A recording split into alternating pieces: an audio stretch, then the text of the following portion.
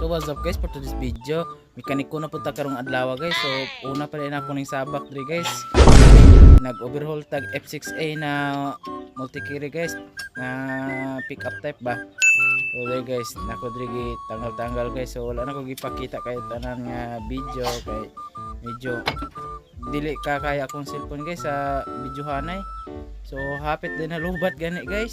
So diri guys nako gi diri guys ba diri sa kuan kay nay mga wire. So diri guys kuot-kuot kani mga guys, mga sensor mga sakit ba kay kay ibton. Nani? Guys gihinahinay lang ginako para dili ta makuanan guys ba. Pagubaan ning ska unit ato ra ba ning gipraktisan. So gawin nako gihinahinay lang.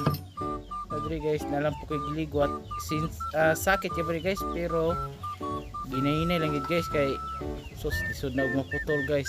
Sabaan hinuon ta aris tag iya ato ra ba gini gipraktisan. So karon guys gigawas na namang makina. So kinser kailani guys, basi paki-comment lang idol na mo ni ang bago na kong kuan guys, kauban guys sa mekaniko guys, mo ni akong bagong chip.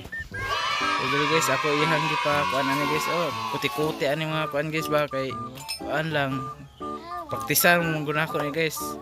Eh guys kay nakagasto ng tag-iya guys ba mga kuan wala pa 3 ka bulan guys. Overhaul na pod. Kini guys medyo nilala gini guys ba kay kahit ang tuyo ko. So dito guys paminaw lang sa among mga istorya-istorya diri guys.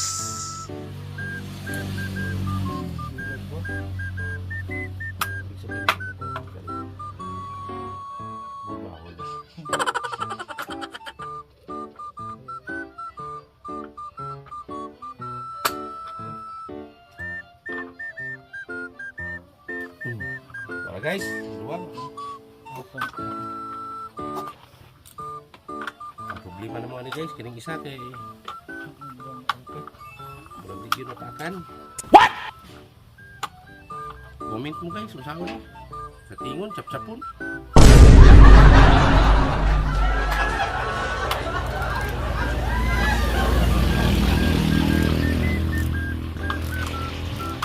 So dire sa ko to batong video guys, pero napa ni mga sumpay guys ha. Abangan na lang sa